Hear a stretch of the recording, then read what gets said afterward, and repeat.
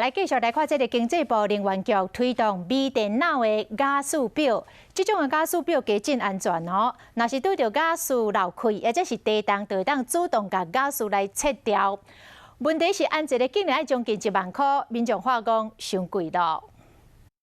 敢若换一个像这款微电脑加速表，讲开要1万块。缴交3万块的这个无限超标的装置，我们是觉得很不合理啊。 这就是微电脑加速电表，若讲有漏加速，会使自动切断加速，防止加速爆炸。要毋过斗好了后，民众事后收到这张费用表，甲民众讲爱用无线抄表的方式，爱开9450块。成本大概是4000到5000。那如果抄表装置的成本是4000到5000的话，那为什么跟消费者要收到9200到12550？ 立委嘛提出资料，加速表分机械甲微电脑式的2种收费的方式。机械式的买费用是1000块，免安装费用，1个月基本费用是60块。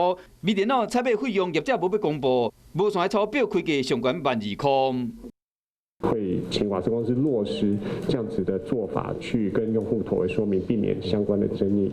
要按什么款的加速表，经济部嘛强调讲袂强迫，嘛是要看什么款的加速表，比较较符合民众的需要。